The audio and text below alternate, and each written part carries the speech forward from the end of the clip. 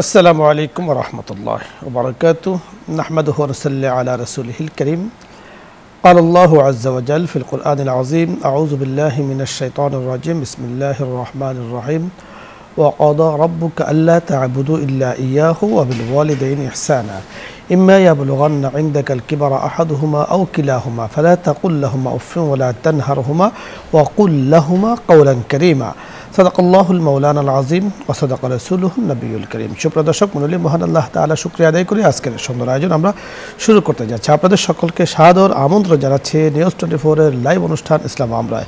আল্লাহ রাব্বুল কারীম আমাদেরকে জগতের বুকে পাঠিয়েছেন পিতামাতার মাধ্যমে, পিতামাতার উপরে অবধারিত করে দিয়েছেন যে আল্লাহ তাআলার ইবাদতের পরে সর্বোত্তম কাজ হলো বাবা মার খেদমত করা।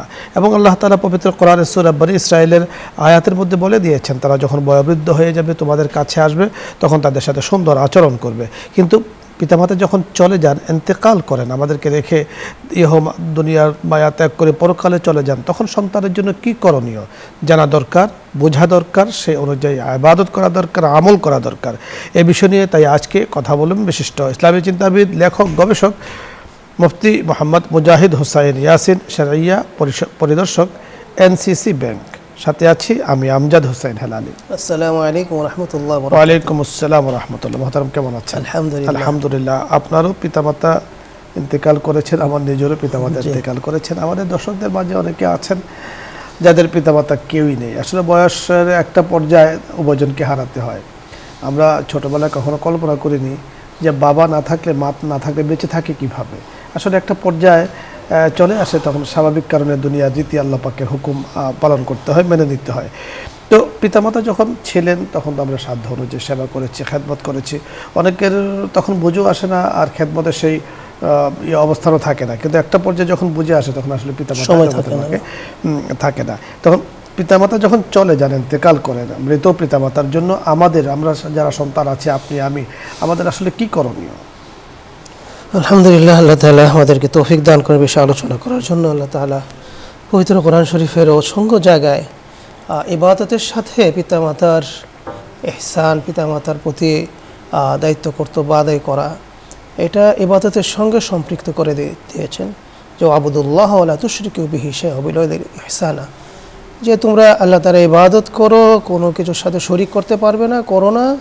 সাথে সাথে তোমরা পিতামাতার প্রতি যত ধরনের দায়িত্ব কর্তব্য আছে সেগুলো আদায় করো জীবিত অবস্থায় এবং তারা চলে যাওয়ার পর। তো মাঝে মধ্যে এখন কথা শোনা যায় যে পিতামাতা চলে যাওয়ার পর অথবা মৃত মানুষের জন্য কিছু পাঠালে কি তারা পাবেন কি পাবেন না। একটা সময় এই জাতীয় আলোচনা হতো না। কিছু কিছু বিভ্রান্তি আমাদের সমাজে, দেশে কিছু কিছু লোক ছড়াচ্ছেন। তো পবিত্র কোরআন শরীফ, হাদিস শরীফের অসংখ্য জায়গায় মৃত মানুষের জন্যে জীবিত মানুষরা অবশ্যই তারা বিভিন্ন ধরনের দোয়া, বিভিন্ন ধরনের সোয়াব অথবা সদকায়ে জারিয়া ইত্যাদি তারা পাঠাতে পারেন। আল্লাহ রসুল সাল্লাল্লাহু আলাইহি ওয়াসাল্লামের কাছে এসেছে মানে সালমার এক লোক, যে এসে তিনি জিজ্ঞেস করলেন যে ইয়া রাসূলুল্লাহ, আমার পিতামাতা গত হয়েছেন, আমি কি ইয়ানতাফিউ বিহিমা, আমি কি তাদের প্রতি কোনো ধরনের উপকার পৌঁছাতে পারবো? তো আল্লাহ রসুল সাল্লাল্লাহু আলাইহি ওয়াসাল্লাম বললেন ক্বালা নাআম, অবশ্যই পারবে, কেন পারবে না। তিনি বলেন যে আসসালাতু আলাইহিমা, তাদের প্রতি তুমি কি করতে পারো, দরুদ পড়তে পারো, দোয়া করতে পারো, তাদের প্রতি তুমি ইস্তেগফারের জন্য আস্তাগফির আল্লাহুমা, তুমি ইস্তেগফার করতে পারো। এর মধ্যে কিন্তু অনেকগুলো বিষয় আছে, যে মানে পিতা মাতার প্রতি আমরা দোয়া করব কিভাবে। আমরা নামাজের মাধ্যমে দোয়া করতে পারি, কি বলে নফল নামাজ পড়ে আমরা কি বলে তাদের জন্য রোজা রাখতে পারি, তাদের জন্য হজ করতে পারি, ওমরা করতে পারি, আন তাসাদ্দাকা লাহুমা, তাদের জন্য আমরা দান সদকা ইত্যাদি আমরা করতে পারি। এবং আল্লাহ রাসূল সাল্লাল্লাহু আলাইহি ওয়াসাল্লাম বললেন যে ও আউফু উহুদিহিমা বাদাহিমা, তারা মৃত্যুর আগে যদি কোনো ধরনের কারোর সাথে চুক্তি করে থাকে, কারোর সাথে কোনো ওয়াদা করে থাকে, যেগুলো তারা জীবিত অবস্থায় আদায় করতে পারেননি, সেগুলো তোমরা কি করো, আদায় করে দাও, সেগুলো তোমরা পূরণ করে দাও। সাথে সাথে ও ইকরাম সাদিকহিমা, তাদের যে বন্ধুবান্ধব ছিল, তার তোমার বাবা অথবা তোমার মার বন্ধু অথবা কি বলে বান্ধবী অথবা ঘনিষ্ঠজন যারা ছিলেন, তো তাদের প্রতি কিন্তু তোমাদের সম্মান সবসময় বজায় রাখতে হবে। এটা একটা অনেক বড় ইবাদত। রাসূলুল্লাহ সাল্লাল্লাহু আলাইহি ওয়াসাল্লাম এই জাতীয় হাদিস অনেকগুলো আছে, বুখারী শরীফে আছে, মুসলিম শরীফে আছে, আবু দাউদ, ইবনে মাজা, ইবনে হিব্বান, সহিহ ইবনে হিব্বানে, এবং এই হাদিসগুলো প্রত্যেকটা হাদিস হাসান এবং সহিহ। এবং আল্লাহ রাসূল সাল্লাল্লাহু আলাইহি ওয়াসাল্লাম আবার আরেকটি কী বললেন যে তোমার যারা তসিলু এবং যারা তোমার মা বাবার আত্মীয় স্বজন আছেন তাদের প্রতিও কিন্তু তোমাদের অনেক দায়িত্ব কর্তব্য আছে, যেগুলো তারা জীবিত অবস্থায় আদায় করতেন। তাদের খোঁজখবর রাখতেন, বিভিন্ন সময় কিছু দিতেন, হাদিয়া তোহফা দিতেন, অথবা যাকে যেটা দিতেন সেটা তোমরা যদি সামর্থ্য থাকে সেটা তোমরা দিয়ে যাও। তো এই যে আল্লাহ রাসূল সাল্লাল্লাহু আলাইহি ওয়াসাল্লাম বললেন এই কথাগুলো, এর অর্থ কী? এর অর্থ হলো যে আমরা যার মাধ্যমে দুনিয়াতে এসেছি, যাদের মাধ্যমে দুনিয়াতে এসেছি, তারা জীবিত অবস্থায় কিন্তু তারা আমাদের জন্য প্রতি মুহূর্তে প্রত্যেকটা সময় আমাদের জন্য তারা চিন্তা করেছেন, আমাদের জন্য তারা বেকুল হয়েছেন, আমাদের খোঁজখবর রেখেছেন। কাছে থাকলে তো সবসময় দেখেছেন, এবং দূরে থাকলেও কিন্তু তারা আমাদের চিন্তিত ছিলেন সব সময়। কিন্তু ওনারা যখন চলে যান, আমরা সন্তানরা কী করি? আমরা সন্তানরা যা কিছু করি এর মধ্যে সব কিছু কিন্তু ইসলাম সমর্থন করেন। আমরা কি করি? বছরে একবার দুইবার আমরা স্মরণ করি বিভিন্ন মৃত্যুর সময়, বা কি বলে মৃত্যু দিবস, ওই দিবস সেই দিবসে। আসলে কি আমার মা বাবাকে আমাকে কি এরকম আমার যেদিন জন্ম হয়েছে শুধু সেদিনই কি তিনি আমাদের বছরে একবার দোয়া করেছেন কিনা? ধন্যবাদ মোহতারাম, অত্যন্ত চমৎকার বলছিলেন। দর্শক মণ্ডলী, আজকে আমরা আলোচনা করছিলাম মৃত পিতামাতার জন্য সন্তানের করণীয় নিয়ে। আমাদের মোহতারাম মুফতি সাহেব আলোচনা করেছেন যে একটি করণীয় হলো আল্লাহ তাআলার কাছে দোয়া করা, যে আল্লাহ শিখিয়ে দিয়েছেন, রাব্বির হামহুমা কামা রব্বায়ানি সগীরা, রাব্বির হামহুমা কামা রব্বায়ানি সগীরা, একটি দোয়া। দ্বিতীয় দোয়া আল্লাহ তাআলা আমাদেরকে শিখিয়ে দিয়েছেন, রব্বানা গফিরলি ওয়ালিল মুমিনিনা ওয়াল মুমিনাত ওয়ালিওয়ালিদাইয়া ইয়াওমা ইয়াকুমুল হিসাব, রব্বানা গফিরলি ওয়ালিওয়ালিদাইয়া ওয়ালিল মুমিনিনা ইয়াওমা ইয়াকুমুল হিসাব। অপর আয়াতে আল্লাহ তাআলা বলেছেন, রব্বি গফিরলি ওয়ালিওয়ালিদাইয়া ওয়ালিমান দাখালা বাইতিয়া মুমিনা ওয়ালিল মুমিনিনা ওয়াল মুমিনাত ওয়ালা তাজিদিজ যালিমিনা ইল্লা তাবারা। অর্থাৎ এই দোয়াগুলো তাদের জন্য করা যা কোরআনে বর্ণিত আছে, তাদের জন্য বেশি করে সাদকা করা, তাদের জন্য আল্লাহ রাব্বি কারীমের কাছে ক্ষমার দোয়া করা, তাদের জন্য আল্লাহ তাআলার কাছে কোরআন তেলাওয়াত করে দোয়া করা, সম্ভব যদি হয় তাদের জন্য উমরা করে দোয়া করা, সম্ভব যদি হয় সাদাকা দান খয়রাত কাসরাতের সাথে অনেক অনেক করে তাদের জন্য দোয়া করা। আমাদের মুফতি মুজাহিদ হুসাইন ইয়াসিন বড় চমৎকার বলেছেন যে আমার মা কাদের সাথে চলাফেরা করতেন, আমার বাবা কাদের সাথে চলাফেরা করতেন, চাচা জ্যাঠা যদি থেকে থাকে ওনাদেরকে হাদিয়া দেওয়া, ওনাদেরকে সুন্দর ব্যবহার করা, মা যা পছন্দ করতেন ঠিক এই পছন্দের বস্তুগুলো তাদের কাছে পৌঁছে দেয়া। এর দ্বারা বাবা মার রূহ আরাম পায়। আমরা যেই সিস্টেম করে নিয়েছি বছরে একদিন কোরআনখানি করে অথবা গরিবদেরকে খাওয়াইয়ে অথবা বড় আয়োজন করে বাৎসরিক পালন করা, চল্লিশা পালন করা, যেগুলো শরীয়তে নেই। আমাদের মুফতি সাহেব আরও বলেছেন যে আমরা আমার পিতামাতার জন্য প্রতিদিন দোয়া করবে, যেমন ওনারা আমাদেরকে বেহাদ আদর করেছেন, অর্থাৎ সীমাহীন আদর করেছেন, যার মধ্যে কোনো ধরনের খাত ছিল না, খুঁত ছিল না, কোনো ধরনের রিয়া ছিল না, লৌকিকতা ছিল না, ভনিতা ছিল না, অভিনয় ছিল না। তারা আমাদেরকে দিল থেকে দোয়া করেছেন, আদর দিয়েছেন, সোহাগ দিয়েছেন, স্নেহ দিয়েছেন। ঠিক তাদের জন্য রব্বে কারীমের কাছে বলি সকলেই, আমার সাথে আপনারাও যারা দর্শক অনুষ্ঠানের সাথে যুক্ত হয়েছেন আপনারাও বলুন, দিল থেকে বলুন, অন্তর দিয়ে বলুন, রব্বির হামহুমা কামা রব্বায়ানি সগীরা, রব্বির হামহুমা কামা রব্বায়ানি সগীরা। দর্শক মণ্ডলী, পিতামাতার যদি কোনো ঋণ থেকে থাকে সেটাও পরিশোধ করা অত্যন্ত জরুরি। তারা যদি কোনো ওয়াদা করে থাকেন কারোর সাথে, সে ওয়াদা পূরণ করা। তারা যদি কোনো মান্যত করে থাকেন, সে মান্যতগুলো পূরণ করা, এটাও কিন্তু সন্তানের জন্য জরুরি। আল্লাহ রাব্বি কারীম আমাদেরকে কথাগুলো বুঝার তৌফিক দান করেন। কখনো যদি কোনো ব্যাপারে ওসিয়ত করে থাকেন, সে ওসিয়তও পূরণ করা, সেটাও কিন্তু জরুরি। আলোচ্য বিষয় নিয়ে আপনাদের যদি কোনো কিছু জানার থাকে আপনি প্রশ্ন করতে পারেন, অথবা কোনো মাসলা মাসাল জানার প্রয়োজন হয় আপনি প্রশ্ন করুন, আমরা চেষ্টা করব কথা বলার জন্য। প্রথমে যিনি আছেন, আসসালামু আলাইকুম ওয়া রাহমাতুল্লাহ। দর্শক নাম বলে পরিচয় দিয়ে প্রশ্ন করুন। আসসালামু আলাইকুম। ওয়ালাইকুম আসসালাম ওয়া রাহমাতুল্লাহ। আসসালামু আলাইকুম। ওয়ালাইকুম আসসালাম। আমার একটা প্রশ্ন হলো, বলুন। প্রশ্ন হলো এই যে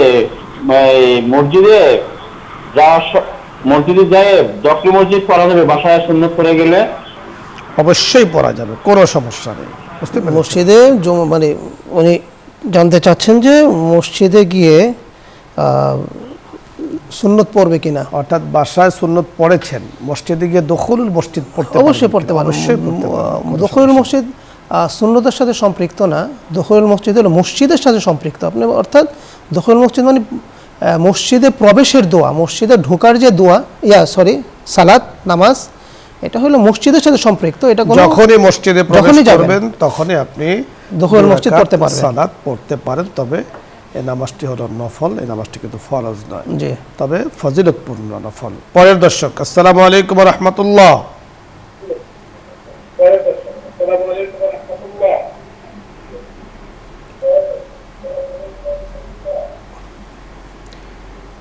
জি, পরের দর্শক, আসসালামু আলাইকুম। আসসালামু আলাইকুম। ওয়া আলাইকুম আসসালাম ওয়া রাহমাতুল্লাহ। জি হুজুর, ময়মনসিংহ থেকে নাইম বলছি। জি নাইম, বলুন। জি হুজুর, আমার প্রশ্নটা হচ্ছে বিয়ের দেনমোহর নিয়ে। জি হুজুর, মনে করেন আমি এই 1.5 লক্ষ টাকা দেনমোহর দিলাম, তার পাশাপাশি আরো কিছু স্বর্ণ দিলাম। এখন আমার জানার বিষয় হলো যে ওই স্বর্ণের টাকাটা কি বাদ দিয়ে দেনমোহর দিতে হবে, মানে স্বর্ণটা কি কর্তন করে কি দেনমোহর দিতে হবে কিনা? আমরা বুঝতে পেরেছি, ধন্যবাদ নাইম ভাই, আপনি শুনতে থাকুন, আমরা সমাধান নিয়ে কথা বলছি। জি ধন্যবাদ। দেনমোহর দেওয়া এটা ওয়াজিব, দেনমোহর দিতে হবে। আর দেনমোহর আপনি কি দিয়ে দিবেন, দেনমোহর আসলে কি দিয়ে দিবেন এটা আগে আপনাকে জানতে হবে, তাহলে আপনার ভিতরে প্রশ্ন থাকবে না। যা কিছু হালাল, যার বাজার মূল্য আছে, তাই দেনমোহর হতে পারে। স্বর্ণ বা টাকা পয়সা দিয়ে দেনমোহর দেওয়া উত্তম। আল্লাহ রাসূল সাল্লাল্লাহু আলাইহি সাল্লামের তার যে কন্যাদেরকে বিয়ে দিয়েছেন, তাদেরকে কাউকে কিন্তু তিনি স্বর্ণ দিয়েছেন, অথবা তার কন্যাদেরকেও যারা বিয়ে করেছেন সাহাবায়ে কেরাম তারাও কিন্তু স্বর্ণ দিয়েছেন, কেউ টাকা পয়সা দিয়েছেন। সাহাবায়ে কেরামরা টাকা পয়সাও দিয়েছেন, অথবা কেউ বাজার মূল্য আছে এরকম জিনিসও দিয়েছেন, অর্থাৎ ঘরের যে আসবাবপত্র সেটাও দিয়েছেন, সেটাও দেনমোহর হতে পারে। তো আপনার যেটা প্রশ্ন যে আপনি স্বর্ণ টাকা দিয়েছেন আবার স্বর্ণ দিয়েছেন, দুইটাই কিন্তু দেনমোহর হতে পারে, এখানে কাটাকাটির কিছু নাই। যদি দেনমোহর যা ধার্য হয়েছে, সুন্দর আপনি বলেছেন, দুটোই দেনমোহর হতে পারে। যদি আপনি কথার কথা 1.5 লক্ষ টাকা মোহর ধার্য করেছেন, এখানে আপনি 1 লক্ষ টাকা স্বর্ণ দিয়েছেন আর 50,000 টাকা নগদ দিয়েছেন, সেটি হতে পারে। এটাকে বলা হয় মোহরে মুআজ্জাল, অর্থাৎ নগদ আপনি লেনদেন করেছেন, কোনো সমস্যা নেই।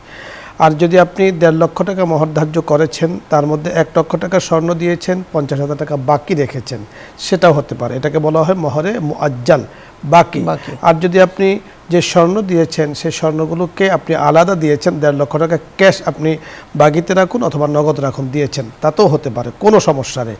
অর্থাৎ স্বর্ণ দেনমোহরের অংশ হতে পারে, আপনি ইচ্ছা করলে সেটাকে অংশ নাও করতে পারেন, এতে কোনো সমস্যা নেই। মৌলিক যে বিষয়টা সেটা হলো মোহর ধার্য করতেই হবে, মোহর যেটা ধার্য করেছেন সেটা পরিশোধও আপনাকে করতে হবে। ধন্যবাদ। পরের দর্শক, আসসালামু আলাইকুম ওয়া রাহমাতুল্লাহ। জি, ওয়ালাইকুম আসসালাম ওয়া রাহমাতুল্লাহ। আমি মোহাম্মদ আবু রায়হান বলছিলাম, গুলশান 2 থেকে।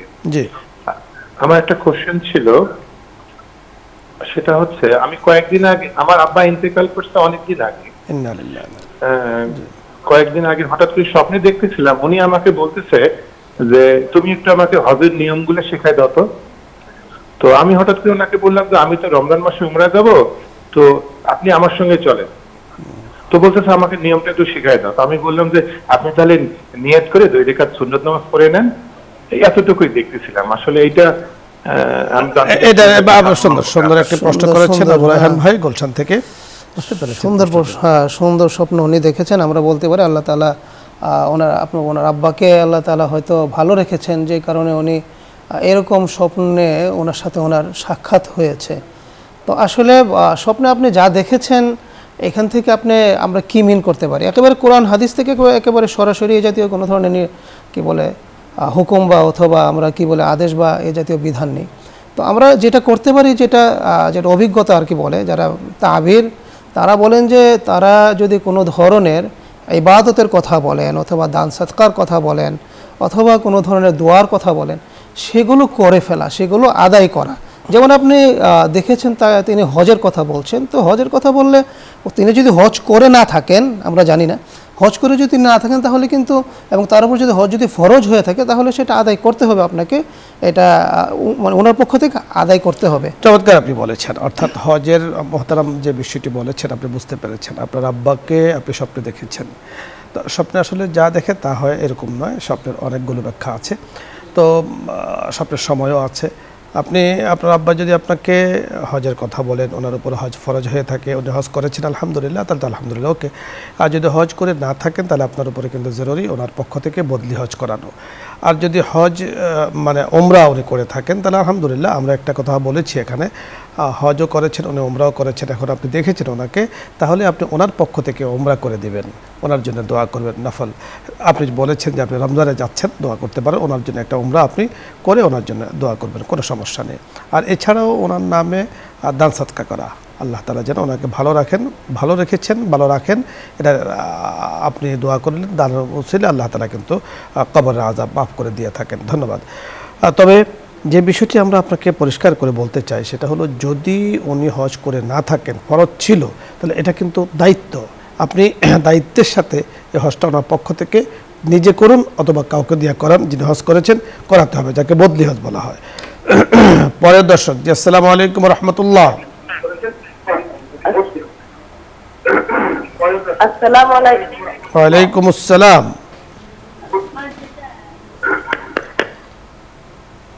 জি, প্রশ্ন করুন। দর্শক শুনতে পেয়েছেন, প্রশ্ন করুন। পরের দর্শক আসসালামু আলাইকুম। ওয়ালাইকুম আসসালাম। জি, পরের দর্শক আসসালামু আলাইকুম। আরে ভালো এই হালা গান কে দাও লাগে।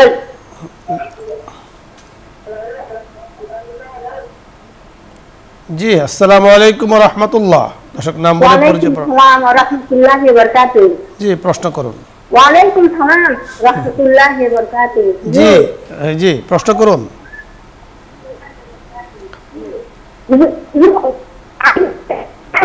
মাকে চিন্তা থাকতে পারে, সেই তারপরে কেমন করে আপনি সেটা বলে দেন।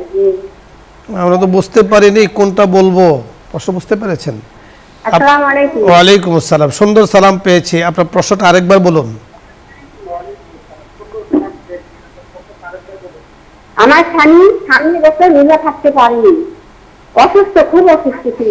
রোজা থাকতে বুঝতে পেরেছি। জি জি, রোজার কাফারা আমরা বুঝতে পেরেছি। আপনার স্বামী রোজা রাখতে পারেননি অসুস্থতার কারণে, সেই রোজার কাফারা দিতে হবে। জি মোহতারাম। যে এটা যদি কেউ যদি রোজা রাখতে না পারেন অসুস্থতার কারণে, এই প্রশ্ন উনি করেছেন ওনার স্বামী। আল্লাহ তাআলা পবিত্র কোরআন শরীফে যেখানে সূরা বাকারায় যেখানে বলে দিয়েছেন রোজার কথা, তার সাথে সাথে বলে দিয়েছেন আল্লাযিনা ইউতিকুনাহু ফিদিয়াতুন তাআমু মিসকিন ফামান তাতাআলাহু ফাহুয়া খায়রুল্লাহ। যে যারা রোজা রাখতে পারে না তারা কি করবে, তারা মিসকিন অর্থাৎ যারা হয়তো দরিদ্র এরকম মানুষকে তারা খাওয়াবে।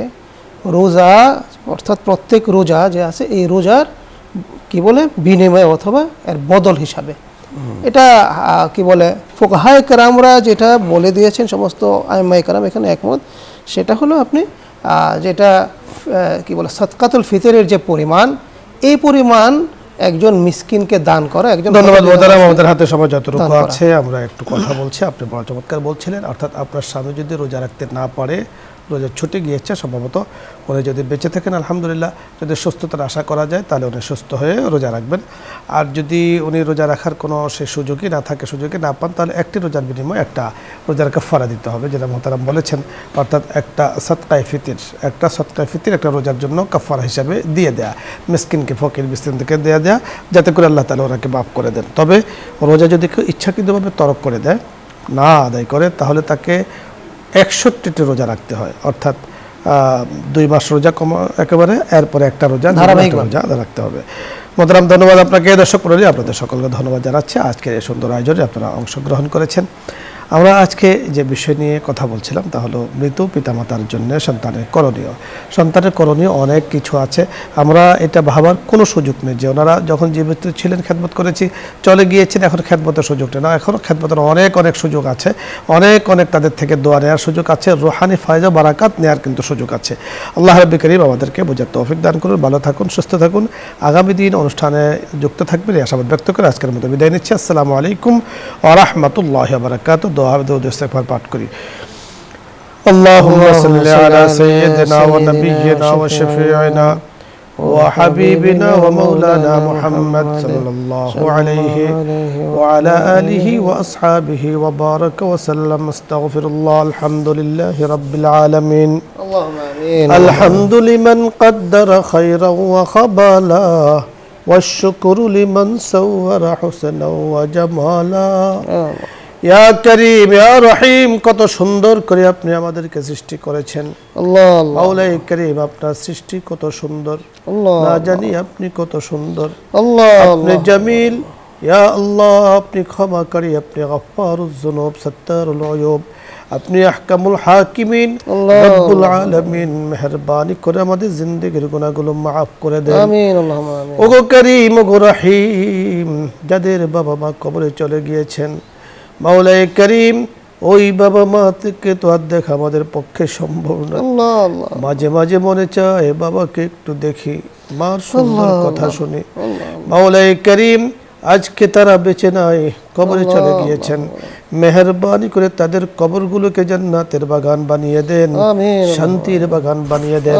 আমাদের চেয়ারম্যান মহোদয়, ইয়া আল্লাহ বসুন্ধরা পরিবারের সাথে যারা যুক্ত ছিলেন, চেয়ারম্যান মহোদয়ের আব্বা আম্মা সহ যারা কবরবাসী হয়েছেন, মাওলাই করিম আরও যারা কবরবাসী হয়েছেন আত্মীয় স্বজনের মধ্য থেকে, বাবার দিক থেকে, মার দিক থেকে, শ্বশুর শাশুড়ের দিক থেকে, মাওলাই করিম দেশবাসীর দিক থেকে মেহেরবানি করে সকলকে আপনি মাফ করে দেন। মাওলাই করিম আপনি এমন সত্য, এমন করিম, এমন রাহিম, ক্ষমা করতেই পছন্দ করেন, মাফ করতেই পছন্দ করেন। মেহেরবানি করে তাদেরকে আপনি মাফ করে দেন। ইয়া আল্লাহ আপনার রহমত থেকে কেউ বঞ্চিত হয়নি, কখনো হবে না। মেহেরবানি করে রহম করম দ্বারা তাদেরকে আমাদেরকে আপনি ভরপুর করে দেন।